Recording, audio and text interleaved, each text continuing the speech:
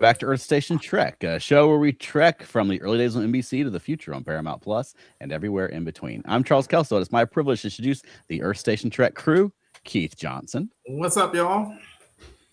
Alan Seiler. I lack lots of enzymes. And Veronica Dashel. Hi. And welcome back, everybody. Yay. Tonight, One more to go. That's right. We're going to be talking about the penultimate episode of season 1 of Starfleet Academy, the 300th night. But first, I have a little news I was going to talk about, and I just saw this just a few minutes ago. Do you guys use Waze? No. It's on my phone, but I don't use it. There's a new feature on Waze where you can do the Starfleet Academy with the doctor's voice guiding you. Your car icon can be the Athena. And your little mood that people see can be the Vulcan salute. And this is serendipitous because we're traveling tomorrow to Florida. Yeah, me too. So I I might have to use Waze instead of my usual. We zoomed way out on this, so we wouldn't. Oh wow! We didn't want to flash our address and then announce we're going out of town on the podcast.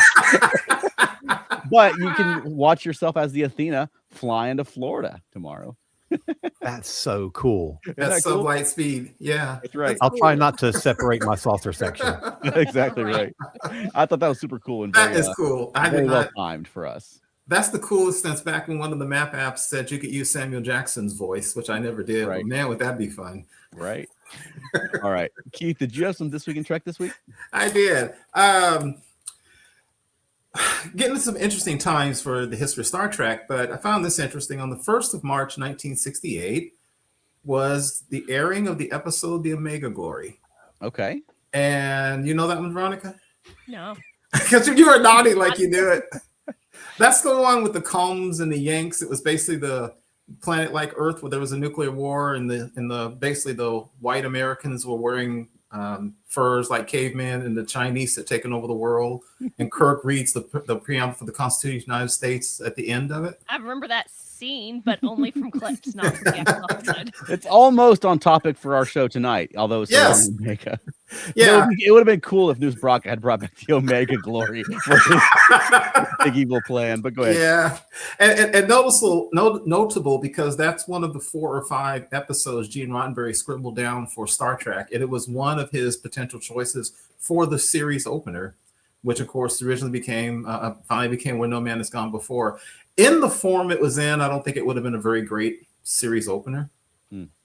But yeah, it's famous obviously for the so-called parallel planets option, which I really found out later was kind of a money-saving thing, where there was always these weird planets in the galaxy that were exactly like Earth with some tweaks, but they saved money doing that, which I guess is clever. It's also very Twilight Zone-y. Yeah, like I can see the Twilight Zone. A saucer lands on a planet and it's Earth, but not. You know, right? I think that, right. But also, I think it's more timely now as I've gotten older. That it's a bunch of uneducated white guys who revere the U.S. flag and Constitution, although they have no idea of what they mean. Wow! Hey, y'all! He said it. I didn't. I mean, we're starting off like that, are we? I know, right? Keith brought it up. Shots fired. Yeah. And curiously, on the same day that the Omega Glory airs, Star Trek got the announcement that they would be renewed for a 3rd season in 1968. Reading the history, Gene Roddenberry was really excited until he found out the slot they gave him that 3rd season. They gave him the death slot. Right. And that kind of ushered in him really pulling back from the show. Gene Roddenberry was actually not engaged very much with the 3rd season of Star Trek. He had really pulled away at that time. No, he was trying to get something else on the air while he was still the executive producer of a TV show. 1991, let's jump forward a quarter century. This is the final draft was submitted of. I always found it very interesting with these Star Trek shows, especially back in the day where they weren't, sourcing it and trying to crowd please and all that stuff. They just did what they thought was good sci-fi. Who knew what was going to stick? The final draft of the TNG episode, The Host, was submitted. Okay. Which is, of course, we're talking about the Trill.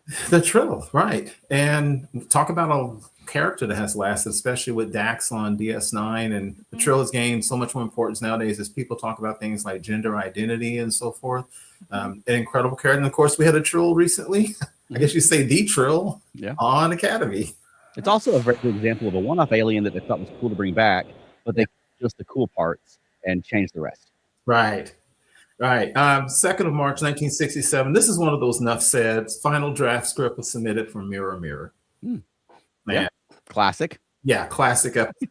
Many people, if not most people, kind of think they should have stopped with Mirror Mirror and never gone back to the Mirror universe. Sure. Yeah, I think the Enterprise episode through Mirror Darkly was pretty good. But other than that, I think the DS9 Mirror episodes, I didn't really care for any of them. Really? They're hit and miss. Yeah. I liked all of them. Oh, cool. So you just like all the evil stuff over there, right, Veronica? No. And of course, the source of endless memes: give somebody a beard and they're evil. Right.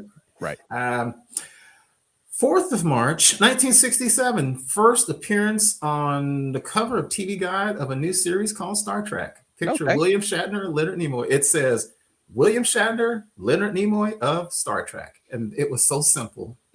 Again, who knew? Right. I got two more. This is funny, interesting. We're talking about the end of a season. The 5th of March, 2025 was the last day of filming of These Are the Voyages. The most maligned series ender in the history of Star Trek. That was the ending of Enterprise. Yeah, and I mean with cause. Yeah. That was a horrible episode. I've listened to the cast members. They said that Scott Bakula, who is literally known as one of the nicest people in the entire entertainment industry, lost his temper and went off on the showrunners, which he never did. He was that upset and disrespected by that. And I can see what they were going for, but it didn't work. Right. And the last one, I thought this was just interesting. This is fascinating. I did not know this. Charles, you might have known this. 6th of March, 1956, 70 years ago, on the Chevron Theater show, a science fiction story called The Secret Weapon of 117 aired. It was the first TV science fiction script by Gene Roddenberry, and it co-starred Ricardo Montalban. Okay. And it deals with some aliens who come to Earth to basically investigate our level of sophistication, our defenses, and one of them kind of thinks we humans are pretty cool and we have a potential and decides they may want to stay. First science fiction story attributed to Gene Roddenberry 70 years ago. Yeah. We should find if it's easily accessible and watch it for the show. Yeah. It's well, I read it's now considered one of his lost works. I don't know if there's a copy of it left, just the draft script. Figures. Yeah. And that's this week in Star Trek history. Well, thank you for that. Yeah, so tonight we're going to be talking about 300th Night. Before we get into that, do we want to grab a comment? Yes, we have a really good comment from Matt Sweatman, who says, for a minute, I thought you were celebrating your 300th episode of Earth Station Trek. It won't be long. Yeah. Probably about this time next year. Yeah. Okay, so spoiler alert for 300th Night. I mean, we're almost to the end of this first season. Veronica, do you remember the Omega Directive? Nope. You don't know what the Omega Particle is? Nope. I saw at least one person on Facebook today that thought it was a Galaxy Quest reference. Nope, really? The Omega 19 or whatever. Well, what do you guys think of this one? Well, Can I start? Something to do with Q? No, go ahead, Alan. Sorry. I just, before I make my first comment, I want to say I loved this episode. Okay. However, how did that dumb boy not think to use that word as the encryption key for all this time? Yeah, there's a couple little in-universe things they did that didn't make quite sense. I agree with you on that. Yeah, that's the only thing that really stood out and bugged me. Yeah, that one kind of worked for me because he's been learning and doing all this high-tech stuff and using his adult brain to try to solve this encryption without thinking about the fact that his mom wrote this encryption for a 6-year-old, like a 6-year-old boy that she knew. She was giving him a hint. And it kind of worked for me that he's been overthinking it, and that it was something super simple. But I mean, I see your point. But I also like it was something that was set up in the first episode as well, and not just something that they made up. So I don't know. I didn't mind that one. Okay, so that's cool. Good for you. The thing that pulled me out of it, and I was like, how did they do that? How did they have costumes in the shuttle, whatever they were calling it? But because like, why would they have those stats there? Just replicate them. If they have a replicator, why did they replicate? For those who are watching, Veronica's eyes just kind of went left and right as she was processing. It was great. But why didn't they just replicate the parts they needed for the ship? I don't know. They had maybe, a replicator. I don't know. Maybe they couldn't. I don't know. Oh, shoot, Veronica. That's a very good point. I didn't even think about that. Yeah, I don't know. So Very there. good point. Okay. Well, he said they needed programmable matter, although that really shouldn't matter. Yeah, I don't know. Can you replicate programmable matter? I don't know. I'm sure I'm probably not. I don't know. I don't know. Okay. What you, Keith? I enjoyed it. For a second, as it first started, I thought it was going to be a little slow, and I was a little concerned it was going to be one of those more like a teenage drama episodes. Yeah. But as it went on, it got better and better, and toward the end, it was really good. Mm-hmm. I am curious how they're going to do a 1 hour finale, because I assume it's just a 1 hour finale, not like an hour and a half finale or something like that. But I thought it built up some good tension, and I'm curious what's coming. As always, I have some nitpicks, but I've never had like really overt criticism, other than the one episode none of us liked because it was a little slow. Mm-hmm. I had a couple of in-universe things that didn't make sense to me. Like, I just have to say, there's just no way you can mine an entire section of space that spans hundreds of light years when you have to put it in a sphere. That's just not possible. Yeah. But it's fine. Yeah. And even though the Federation is smaller now than it was, that's quite a feat to encircle it like that, where there's, and then they can just scan it. They can scan it and say, there's no gaps. You know, right. Right. Yeah, that's just not possible, especially in 3D space. It's just not possible. Yeah, I mean, but yeah, it'd be more plausible if he had just mined like some specific trade routes or something like that. But completely encircling the Federation is pretty silly. And to follow up on what Alan was saying about a couple little plot things, I actually wrote earlier in the show, and I knew it was coming. I was like, with all these experienced officers, surely they can't be letting themselves be herded into a trap, because I think everybody saw that coming. And danged if they, because remember at one point they even said, "Hey, I wonder what's going on. We're going to move the whole fleet here. I hope." And then they just kind of like, they went la-di-da. Yeah. And I'm like, did y'all not watch Star Trek Picard? So that was a little weird to me. Quit putting the whole fleet anywhere. Yes, right. Bad idea. Yeah, right. But overall, it was good. I agree with Alan. It got better and better. I will still say this has turned out to be a surprisingly good series. I didn't have negative expectations. I just simply didn't know what to expect, and they've been good. Yeah, I didn't have negative expectations either, and I was actually kind of looking forward to more of the 32nd century. But I mean, the Starfleet Academy as a premise, it never really excited me because I want to. Strange New Worlds and exploration and that sort of thing. But no, I agree with you. I think this has been a surprisingly good show. And given they've only had the 9 episodes so far, I think they've done a really good job of creating these characters and getting them to the point where I care about them. I am invested in their, even they had the sort of the drama scene at the end when they're all just being dicks to each other. But really you understand the reasoning behind it, right? Like he's trying to walk away from this, and nothing they were saying really was untrue, but it was sort of like your unfiltered thing that you'd never say to your friend. Right. You know what I mean? And it's more like being hateful to push someone away. Right. Yeah. So, I mean, all of that I liked. This was really like a rush from here to there to there to there episode. Right. And I certainly have nitpicks, because anything you watch with the level of criticism that we apply to Star Trek, you're going to have nitpicks. But I thought it was pretty strong, and good payoffs for the characters. One of my favorite things about the entire episode was Sam and how different her character is, but she's still Sam. Yeah. But she's very different, and she's more grounded. Yeah. And I thought that was really nice, because I was really worried she was still going to be the same excitable Sam. But she still has her big feelings, but she's not as likely to just spew them out. Yeah. And I was listening to an interview on Trek Movie with the producers, and they were talking about how they refer to it in the writer's room as Sam 1.0 and Sam 2.0. And this is our first, because we talked about it last week, that she should be pretty different, starting next week. And I think she was pretty different from the jump. Yep. To the point that she even was like embarrassed and didn't like Sam 1.0 because she was so naive. I think you could tell a difference in the character from the moment she walked on the screen. Yes.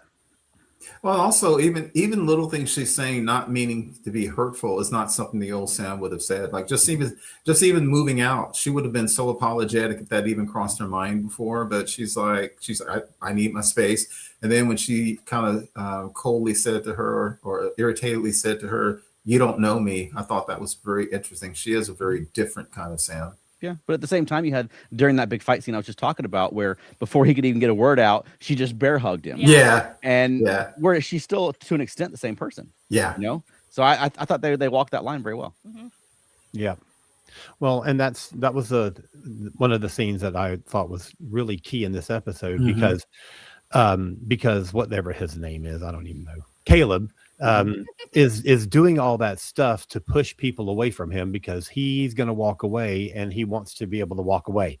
And he doesn't want to go through all the emotional breakup stuff. And it starts to kind of work on the other two, but it does not work on Sam. Right. Yeah. And no, I thought that was very well done. It seems like they've forgotten there's a bridge crew. Yes. Over the course of this first season. Absolutely. Like Discovery often would ignore the bridge crew, but they remember to put someone in those seats. You know what I mean? On this one, I'm like, where are the bridge crew? Yeah, well, you got Reno and the doctor in the chairs. I think this is a matter of we're doing something illegal and we don't want to rope other people into it. Okay. And I think they intend, like in Star Trek, whatever, with the movie, when he says, okay, I'm doing this thing, you don't have to come with me. And all the bridge crew say, oh, but of course we're going to come with you. I don't think that in this case, they even gave those people the option. They just sent them on their assignment and took off in the ship. But they could have said that. Sure. They should have made that point. They should have. But also they may have had a higher chance of success with the bridge crew. Right. They certainly might have had a higher chance of success with Allura Thok on board. Right. Yeah. So this is like now 4 episodes that she's not in. Yeah. I noticed Jaden also didn't make the cut to get on the shuttle. Yeah, he was on the B team. Yep. I think another. Go ahead, Charles. No, I'll just say he had to sneak his way in. And that's something we've mentioned several times on the show this season is that it's sort of like push Jaden right out. You know? Yeah. Yeah. I'm wondering how much of that is the heavy prosthetics that he has to wear. Sure. Probably with Lura as well. And I noticed they called her Commander Lura several times instead of Commander Thok. Yes. So I'm interested to find out more about that. If that's, I wouldn't imagine it's a Klingon thing because she still calls Cadet Crag, not Cadet Jaden. Yes. But she referred to Commander Lura several times. So I'm interested to see if Lura is a family name or vice versa, you know? Yeah, I agree with that. Kind of Bajorni. Back in your thing, Charles, about the bridge crew not showing up. I mentioned this last week too. I have still never seen this major differentiation between the Mighty War Academy and Starfleet Academy because we've only seen one officer from the War Academy, and you would think they'd have something like the Makos from Enterprise, or there'd be other, because the War Academy has evidently been fighting for years. That's our understanding. I would really like to see some battle-hardened people on the ship when needed, other than that one commander. That would have made more sense. Well, Lura Thok went to the War Academy. Yeah, and that's it. And then she never shows up. So. Right, but we don't see a whole lot of Starfleet officers, and I think that the War Academy cadets still become Starfleet officers. They're just being trained by the War Academy instead of by Starfleet Academy. So, I see what you're saying. So I don't know, but I mean, also we haven't seen a whole lot of adult Starfleet officers that aren't the bridge crew, the disappearing bridge crew, or our main characters. Yeah, well, I was thinking you would still have to have some kind of War Academy officers training them, not just the one. Sure. Oh, sure. Chancellor. Yeah. And I got to say again, nitpick, not complaint, but nitpick. This is every week now I'm having to say, I really think it's a bad idea to take a school out in space all the time. Because it's like if you just lift it West Point. Every single time, apparently. Yeah, it's a problem. It'd be like if you just took all of West Point, all of Harvard University, and start flying around the galaxy.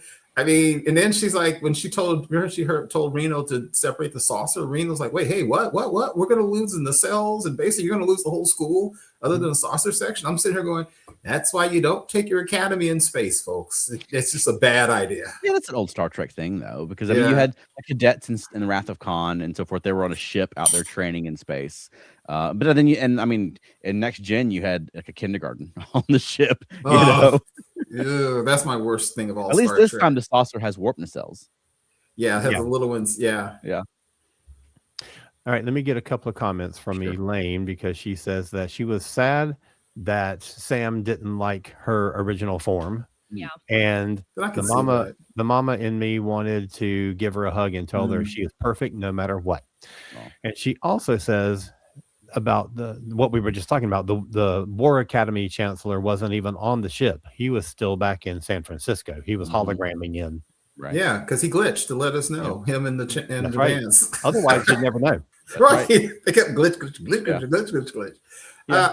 I kind of see why Sam 2.0 doesn't like Sam 1.0. I think, not that she shouldn't like her, I get that, but I think it's a situation she's trying to reconcile someone that she might have thought was too naive. And part of her might even think, if I hadn't been so naive, maybe I wouldn't have gotten injured. It happens. So I think that's something she's going to have to work with. A lot of us look back sometimes at what we were as kids or high school or something. You're like, oh man, I can't believe I was that person then. Yeah. But so I think it works, and I think she will finally get it integrated. Yeah, that's what I was going to say. I think that's a pretty common thing even among humans. To feel that way. Yeah. Yeah. But hopefully her arc is going to be sort of integrating and then learning to accept herself. Right. Yeah. It's weird to me that a hologram cries. I don't know why. It's just weird. Okay. I would imagine holodeck characters cry. Well, okay, fine. I don't know. It just seems strange. Yeah. Okay. Anyway. I was surprised she's still like, what do they call it? Bleeping, blurping around, whatever she was doing. She was disappearing here and they're reappearing there. So I mean, the Doctor was doing that on Prodigy. So all I can imagine is their emitter has like transporter capabilities. Yeah, I was thinking the same thing. And, and they really go for it with the hard force field, because when she sat in the chair swivels around and some other stuff like that. So yeah, they really go for it. When she got out of her bunk, she kind of jumped down. I could hear her thud. I said, wow, that's a heck of a force field she's got going on there. That's what happens. Yeah. Okay.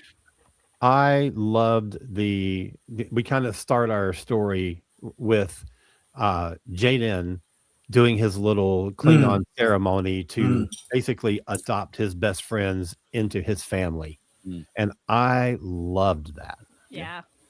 That was a really great moment. And I knew that stupid Caleb was going to be like, no, bro, and kind of walk away because he's all emo and stuff. But I don't know. I mean, I thought that was a really great scene. And this show has done a really great job of getting me to fall in love with all of these characters, but especially the cadet characters. Yeah, I agree. Yeah. And again, following up what you said, it's very interesting how Jaden is not a quote unquote not real Klingon. He just doesn't like violence, but man, he loves his cultural heritage almost every other way. My goodness, he likes raw meat that's freshly killed. He's all about this. He's into violent operas and history. So that's a very interesting character. He's not what I expected, to be honest. Yeah. No, not at all.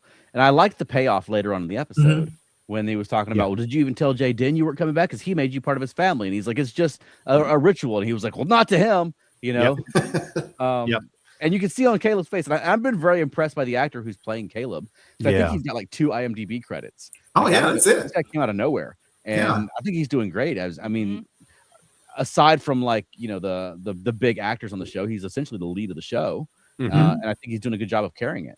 Absolutely. Yeah, again, especially for someone who was trained to be a professional bodybuilder. I mean, that's pretty wild. Also, you know, I was laughing when Caleb, when they were talking about being part of the family. I was thinking, guys, you better be glad, because back in War's Day, a knife would have come out and you're gonna have to slit your hand to join anybody's family. So they don't do that anymore. Get the pain sticks. We're all family now. Pain sticks. Yeah. God. Well, I don't know. Should we get into Caleb's mom? We're almost at the halfway point, or should we talk about something else that's shorter and then get into Caleb's mom? Because she was a big part of the episode. Yeah, she was. So let's save that for after the break. Okay. So what shall we talk about instead? What do you have that's 5 minutes long? We have something that Elaine brought up. Okay. What did Elaine bring up? Hang on. Elevator scene. I like the elevator scene with Caleb and Tarima. It looked like the ice may be thawing out between them. Yep. That was cute. That was a pretty well written scene. It actually was. They do. You're right. They do well together, and I like the way they were able to joke about the awkwardness between them. I thought that was really cool when he was talking about the list he made of all the little awkward things you can talk about. And then there's a little bit of the poignancy, which she basically said, "Still running," but again, that's natural. It was kind of funny when she talked about, you know, the fact that, well, she said the awkwardness, the fact we've seen each other naked, and then you've been in my mind, and I know. You've been in my mind and see me mind kill somebody. I mean, that was genuinely funny. I thought that was genuinely cool. Yeah, I thought that was a nice little cute, almost romantic comedy scene. Yeah. I thought that. Although I will say, can we please lose the glitter vomit? It's not working for us. Yeah. I know. I'm moving us to the side so everybody can see our beautiful background image. Yeah, it's not a nice part of the atrium. Too bad it's drifting off in space now. Right. Yeah, that's why you shouldn't take it. No, those two really do have good chemistry together. Yeah. Yeah. And I would imagine they must have like auditioned together, because it's hard to capture that kind of lightning between two actors where they just play really well off of each other. Right. I forget the name of the actress who plays Tarima, but she does a Zoe really Steiner? right. She does a really good job of looking vulnerable. You really just see that she's kind of broken, that she's hurt. It works. It doesn't feel phony. And I agree with you, Charles. You guys saying about how the actor playing Caleb, they're doing really good work, especially for when you've only got 10 episodes to get all this stuff going on top of the action. Right. Good writing for these characters in a lot of ways. Before we go on break, let me just say I have another complaint. It's not really a complaint, but this episode is about the end of the school year. Weren't we at midterms like 2 weeks ago? Yep. Yeah, there were 219 days in. You cannot do a full school year in 10 episodes. We missed a lot. Exactly. Yeah, there were 219 days, so we've skipped 3 months, basically 90 days. Yeah, we're about 2.5-3 months we've skipped since the last episode.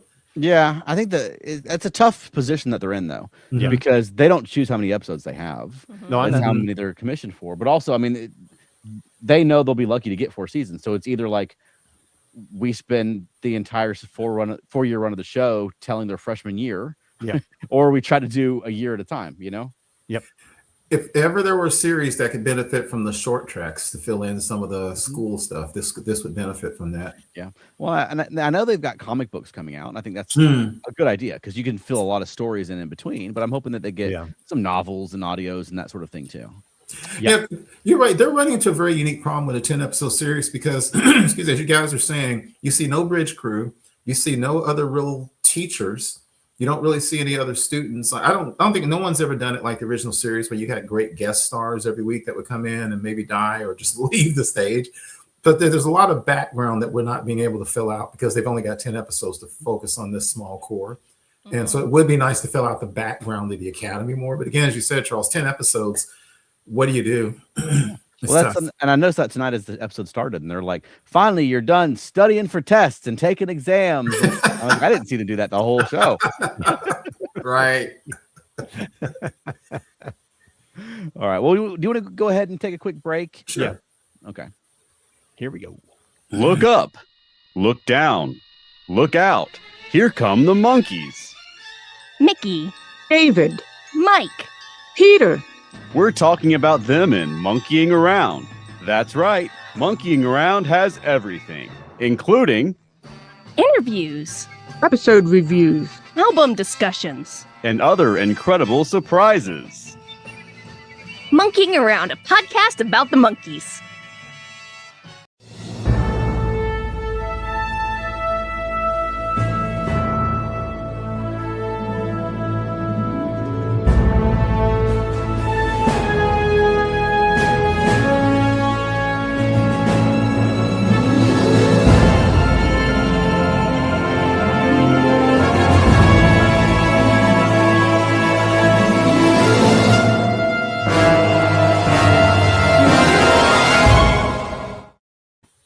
And we're back. Yay. So, Caleb's mom. Yeah. When the show first started, in the first 2 episodes, I thought this Caleb's mom thing is going to be so annoying because they beat that drum pretty hard in the first 2 episodes. Yeah, they did a good job of periodically reminding the audience that the Caleb's mom thing is a thing without focusing on it. So I didn't find myself annoyed about it as the show has gone on. So I was pleased to get some pretty quick resolution to it today. I mean, he found her. Yeah. I still got to agree with Alan, though. I think not trying that password and then he says, well, I haven't tried it since before she broke out of jail. Like, dude, you should have tried it at least once after she broke out of jail. And then it was funny. He had 2 years of messages. Wow. Yeah. It kind of got to me when his plan was just to walk around that planet and look for her. Yeah. Yes. Yes. It's a good thing she, for whatever reason, accosts him in the hallway. Because he looked suspicious and he seemed to be trying to follow her. Everybody there looks suspicious. It is a planet of suspicious people. Thank you. Yeah. You know, I love. Yeah, I agree. You know, I love is even in the future, the disguise is still the cloak, which has been around for like thousands of years. You pull the cloak over real quick and like nobody notices me with this cloak. If it ain't broke. Yeah. If it ain't broke, it's a cloak. Yeah. I know. Go ahead. Go ahead, Charles. I was gonna say, I know we've talked about the theory as the show's gone on that his Yes. mom's gonna be a big bad. Right. How are you feeling about that as of this episode? Not sure. Yeah, I agree. I'm not sure either. She mentioned she had to reach out to Braca, but I don't know what that means. Yeah, there was that one scene when they're rescuing his friends from those Raw people, and she was like, the one lady's like, "Hey, I recognize you. You're," and then she just shot her real quick. Yes, yes. What's that sentence? So I don't know. I don't know. I'm not giving up that theory quite yet, but she certainly was played more sympathetically this week, at least. Yeah. Right. I feel like she is going to be a big bad, but not. Maybe she's the mine designer, or who knows? She's fixing things. That seems. Oh yeah. True, I didn't think about that. Yeah, but then she could have the secret to disarming them. Who knows? Right. Because I would presume they're going to resolve this at the end of season 1. Yeah. Yeah. Yeah. As I was watching him read her thing, I had like this. I had like a silly humorous thought. It would have been funny if like she was really cool and dedicated, and after 2 years of message, she's like, "Hey, Caleb, it's like you might be dead or something. I guess I'm going to go join the bad guys." You see all these notes and just see her changing over 2 years. Well, if you had just responded sooner, I wouldn't have done what I did. I like. I mean, it's a natural thing, but I like that he felt so torn. Yeah. Like he's looking for his mom for a long time. But I mean, Genesis made a good point that he's hanging on to being that messed up little kid. Right. Like he's 20 years old and trying to find his mother is his life's goal. But I like that as soon as his friends were in danger, he was just like, "So no, sorry, mom, I'm going to find them. I gotta go save them." Yeah. I really enjoyed that scene. I thought that observation from Genesis was really, really insightful. Yeah. So, thanks, writers. But right. Yeah. No, but I liked everything about his mom's reappearance tonight. I think it wasn't over the top. It wasn't like he found mom and she's in the big throne. You know how they like to do the big thrones on the big pointy ships. Maybe she'll end up there, but she wasn't being Invictus or something. And I thought it was fine. I will say I love an alien market. Okay. I mean, anytime any one of these shows does that kind of scene, like there was one in the first episode of Enterprise. There was one in season 5 or season 4 of Discovery. I love that stuff. I love a market with lots of alien writing on the buildings and lots of weird food and lots of sketchy characters running around. There was a Ferengi and there was a Morn. There was a Morn. I did see the Morn.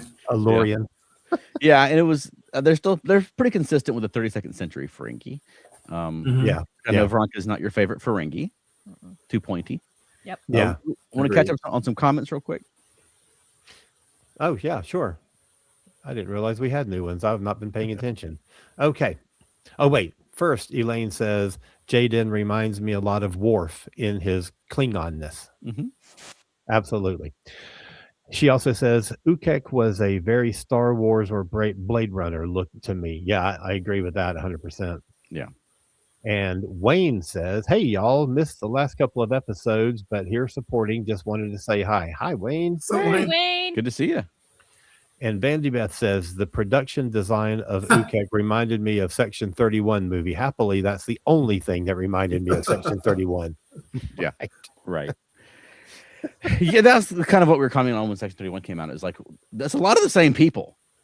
Like, that's the frustrating thing about that movie being as bad as it is. Like, I know this is not your best work.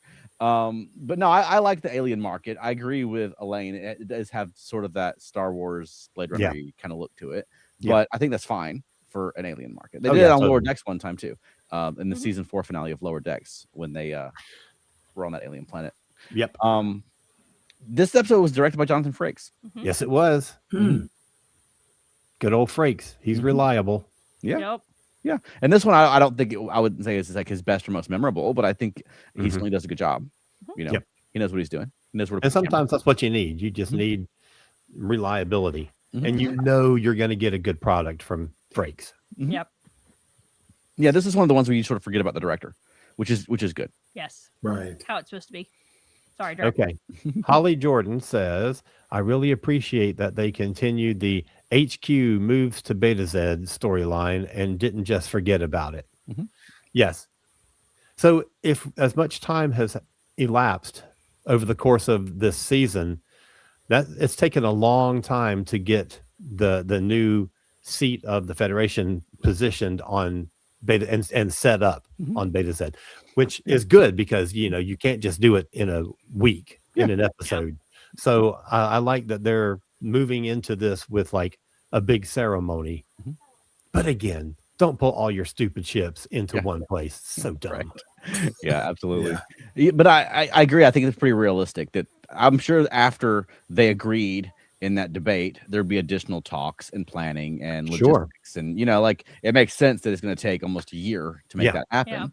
Right. But also it gives them, I mean, I don't know where they're going in the finale. They tend to go kind of Star Wars-y in the finales of these modern Trek shows. So it gives them sort of like a happy resolution. There's like, now we're opening the new whatever on Beta Z, Right.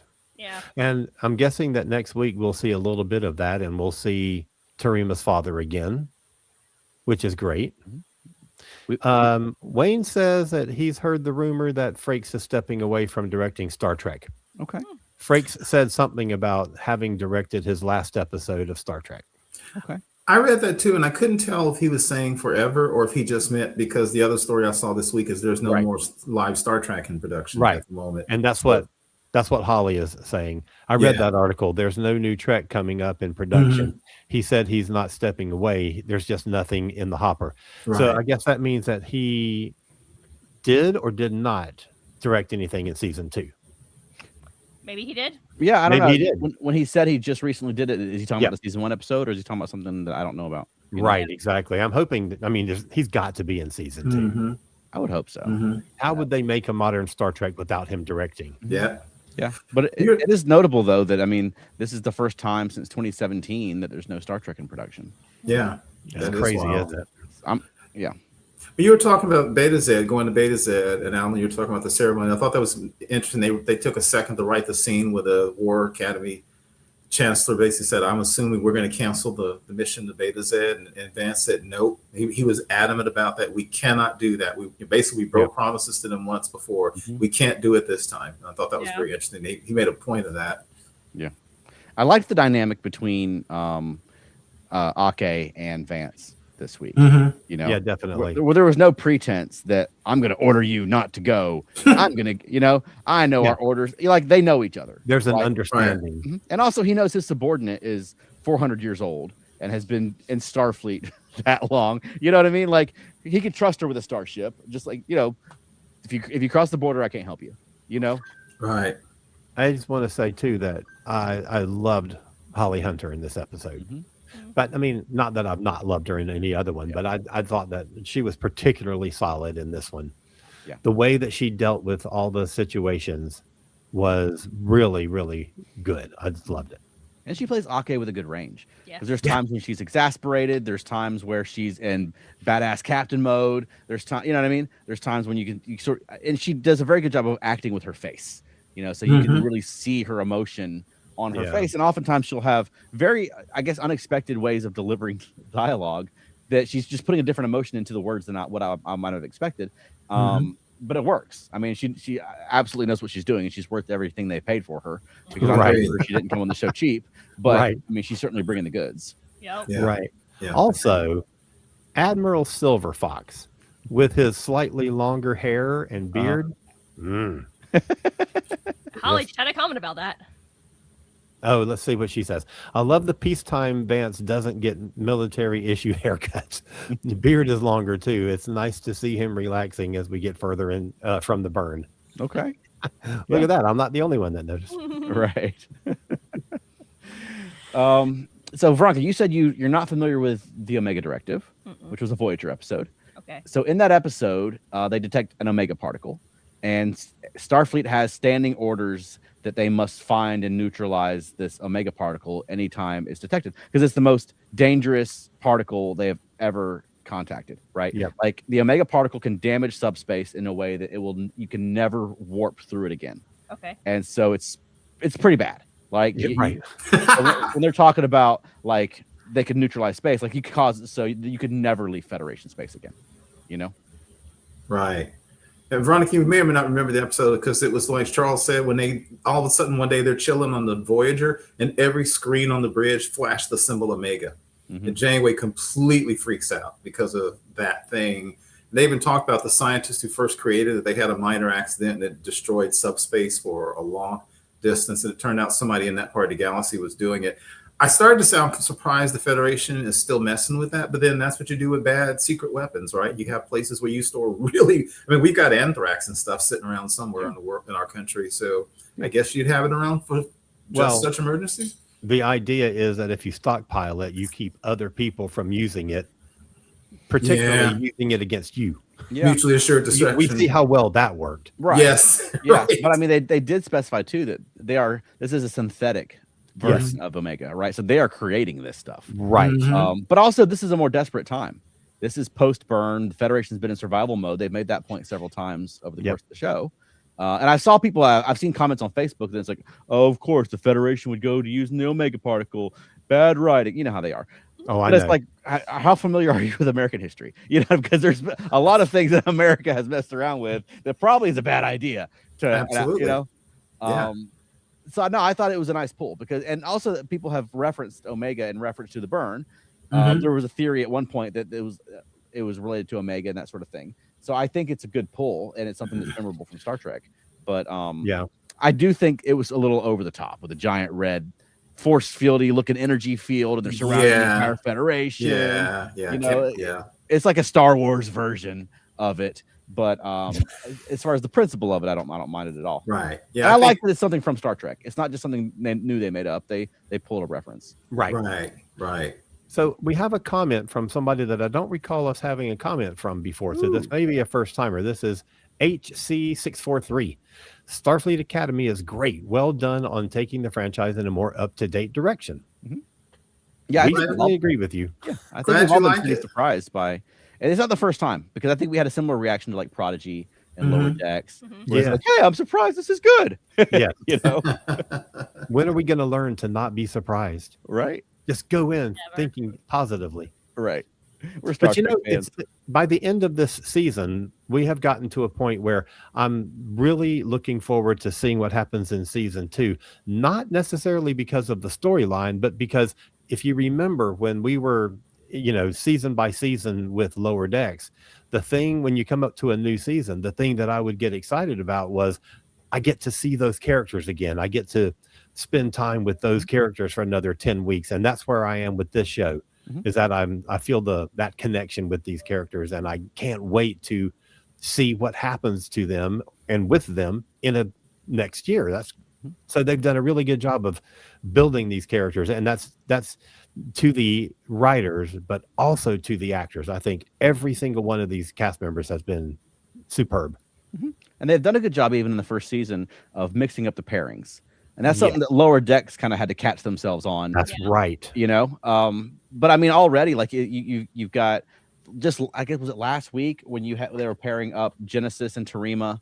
And then this week you get a lot more, and you got a little bit before, but a lot more of Sam and Caleb than what we'd seen. Like, you know what I mean? So I think it's good that you can mix and match the group like that. And there's interesting dynamics between all the characters. Right. Yeah. Okay. I agree with that. Holly says, I think the moment that kicked me in the heart the hardest was when the doctor hugged Sam after they got her back on the ship. You know, he's upset, but he doesn't push it. And he gets why she left. Yeah. She calls him dad. I thought that was kind of cool. Yeah. Yeah. And that took me That took me by surprise at first when they were on the shuttle and she said something about I used my dad's access code. I'm like, she didn't have a dad. Yeah. And then I realized she was talking about the doctor. Yeah. That's right. Okay. And it's funny to know that even 1,000 years in the future, access codes and passwords are still just kind of crap because people are always using them and hacking in. Yep. Yeah. Yep. He didn't use enough caps and special characters and right. Yeah. I'm waiting for a critical scene on a starship where they have to reset their password. And yeah. See, that would have been a good, really short trek. Or a lower decks. Yeah. Yeah. Absolutely. And then it locks it, and then you got to get IT support to come fix it. You cannot use a previously used password. Yeah, the whole ship is locked. Now y'all are making me miss lower decks. All right. One thing I thought was dumb in this episode. What's that? Was that if you increase the atmospheric pressure in the cargo bay by 0.29, it will block. And Holly Hunter's reaction was funny enough that I can just carry on. Right. Like, well, that's a design flaw. But it's still pretty silly. It is dumb. Also, I mean, maybe they mentioned it and I didn't catch it, but they just launched a shuttle and there's no alarm, there's no alert that a shuttle just left. Thank you. How? Right. How? Like, you at least have a line where like, I hacked the shuttle bay sensor thing, something. That was actually so dumb. I thought that Sam had said something about that. Maybe she did and I missed it. Well, no, what she said was odd. It actually bolsters Charles's point. She basically said if she stopped the launch sequence, an alarm would go off, so they were committed to launching. Because she said, if we don't do it now, that doesn't make any sense either. None at all. Because Charles it was the same thing. Because she said, no, if we stop now, the alarms will go off. Then they shot out the back of the ship and no alarms went off. Like, that's it. But they kept saying they had to get in before the lockdown. It's almost like Geordi rolling under the door. You had just a second to do it. Right. So yeah, that was a little weird. And they have a science consultant. I mean, typically, like if it was TNG, they'd be like, "Sir, someone's accessing the hangar deck 2. Yeah. And then he says, well, stop them. And they're like, too late. Right. Why don't we make it a standard order that if somebody does that, you stop them. You don't report to the captain. You don't waste time telling somebody, hey, look what's going on. Yeah. Like it should be like, nope, not today. Right. Hey, okay. What's the bad people? What are they called? Rawl? The Venari Rawl? Venari Rawl. Okay, so I don't remember which scene it is. This is the other really stupid thing in this episode. And it has nothing to do with plot or anything. Yeah. And Charles knows what it is because I sent him a screen cap of it. Yeah. But they're doing something and they're doing a computer search or some nonsense. And a warning pops up about whatever planet they're searching about that says, Venari Rawl invasion imminent. Mm-hmm. And that's the graphic on the screen. Mm-hmm. They misspelled the word imminent. Oh my, really? Yes.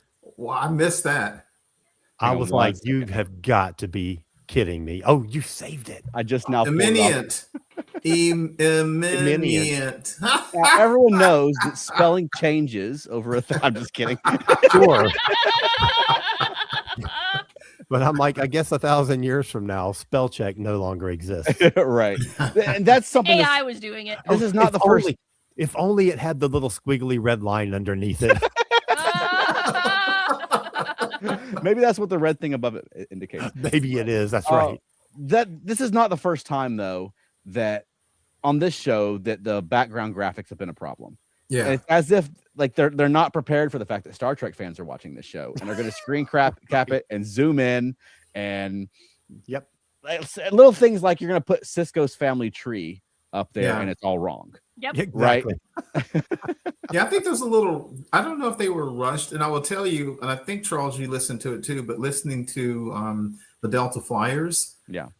Armin Shimmerman guested on that show a lot, and man, oh man, that guy is really nitpicking. So he would have torn that apart, what you just said. They would have been caught, and Robert Duncan McNeil, who's a super nice guy, but very demanding. Boy, they would have called that out. They would have thought, who missed that? And this should have happened. And how did that happen? That shouldn't have slipped through.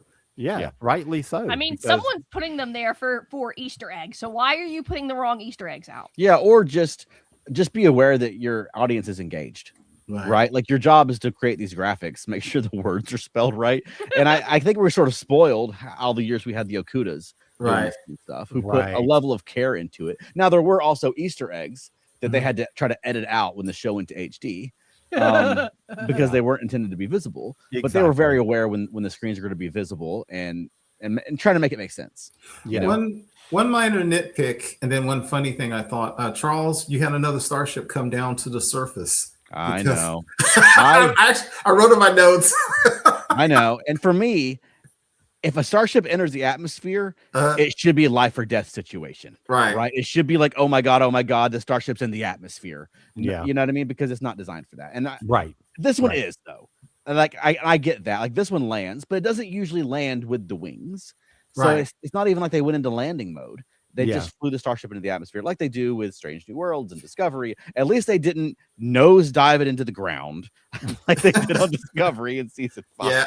Right. And I also wrote, I thought it was a little weird because they talked about how the Venari Raw basically had the planet surrounded, but they didn't seem to stop them going all the way down. And then when they left, then they started shooting at them. What sounds like ground-based missiles, weapons. Then the ship showed up. I thought it was interesting. They managed to get in.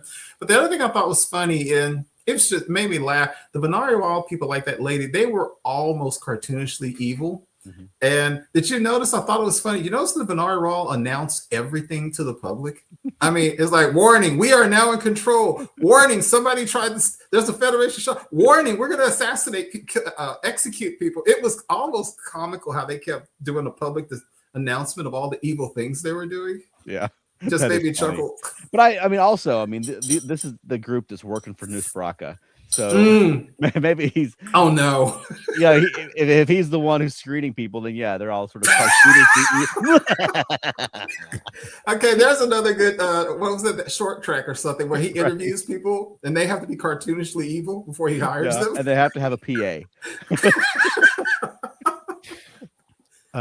Bill Lamont confesses, it's time for me to confess that I've been unable to stop myself from adding a stray I in every word ending in ION.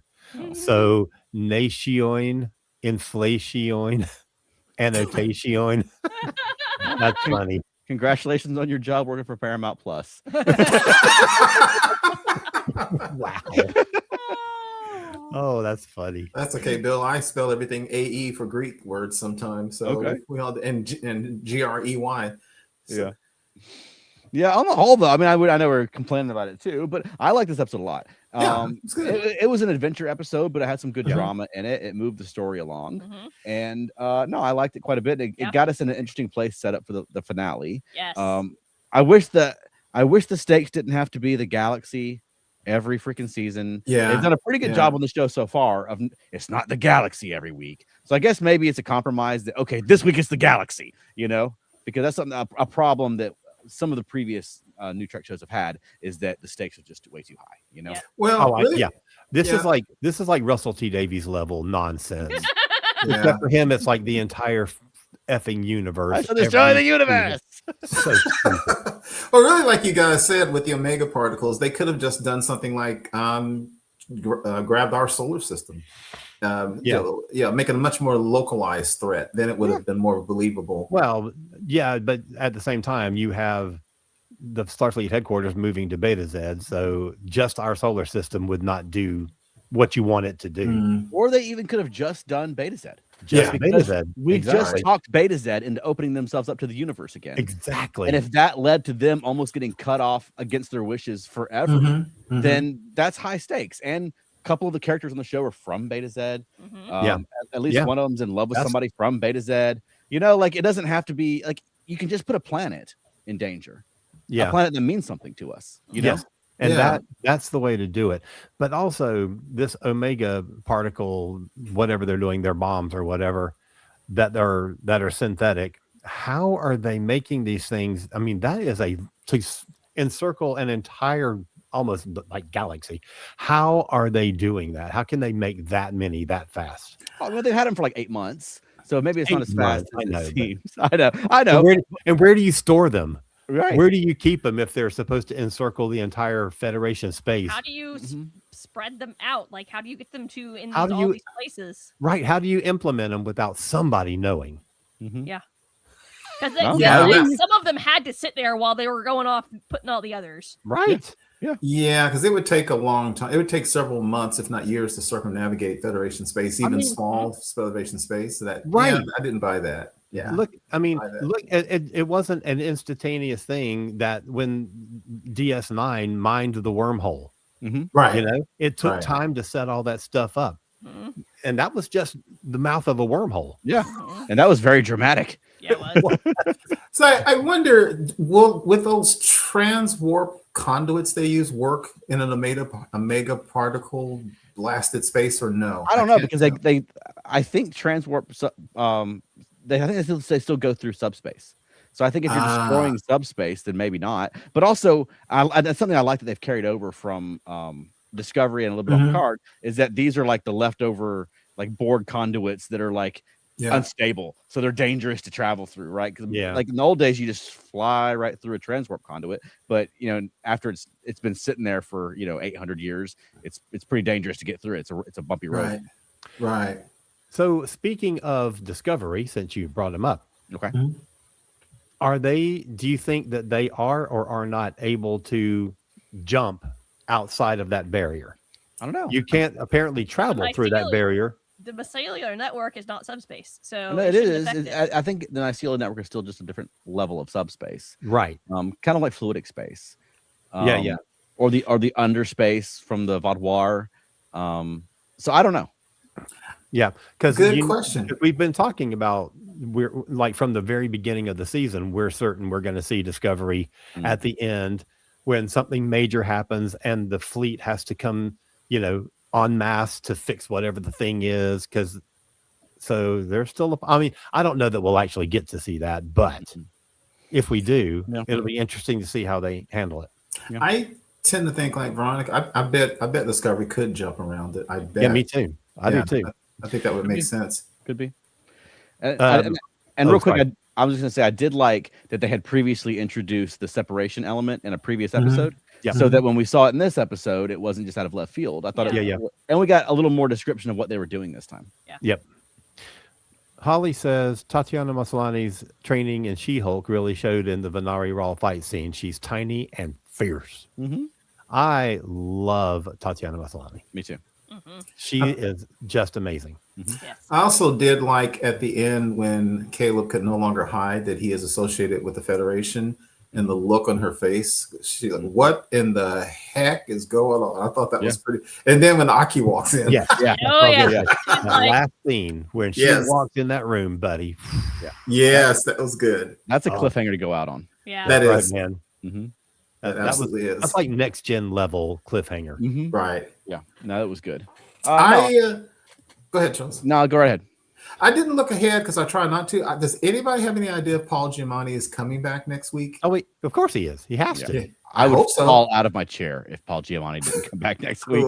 Right. Yeah, because he already spoiled that he's not back for season 2. So this would be it for him for now. Was that a spoil or was that a misdirection? Who knows? I don't know. He said he wasn't doing anything in season 2. I don't know. That would be. I wouldn't be mad if it wasn't. Well, Tobey Maguire. Not Tobey Maguire. What's his face? Spider-Man also said that the other two weren't in the last one. So Spider-Man. Tom Holland. Tom Holland. There we go. No, I hope that whatever happens, they keep him alive. I hope it's not we kick him off into space, or we throw him off with an omega particle and he omegas. Like he omegas. I mean, they have painted him to be the galactic big bad. If they just dispose of him that easily at the end of the season, I'm going to be mad. You know what, Charles? Given how he performs it, if they omega him, I could see him coming back in the future with omega powers, laughing and cackling. Great. Oh man. All right. Well, any other final thoughts before we close this thing up? Good episode. Yeah, very good episode.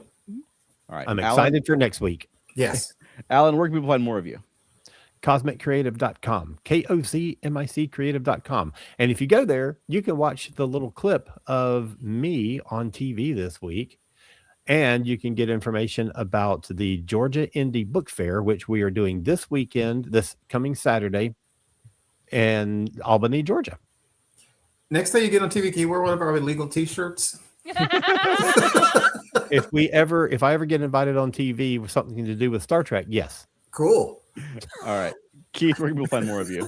I can see Allison. Modern Musicology holds up a Star Trek shirt. You can find me on Facebook, primarily the ESO Network Facebook groups. And how about us, Veronica? FeltNerdy.com. Yep. And follow Felt Nerdy and Dirty across social media. We've got a lot of shows coming up and also some stuff coming up for Felt Nerdy as well. You can find that at feltnerdy.com. And where else can people find us? Monkeying Around, a podcast about the monkeys. That's right. We just put an episode out last night. We've got a schedule coming up where we're going to be very busy over the next several weeks doing our live streams on YouTube. Look for Monkeying Around, or after the fact on your favorite podcast platform as Monkeying Around.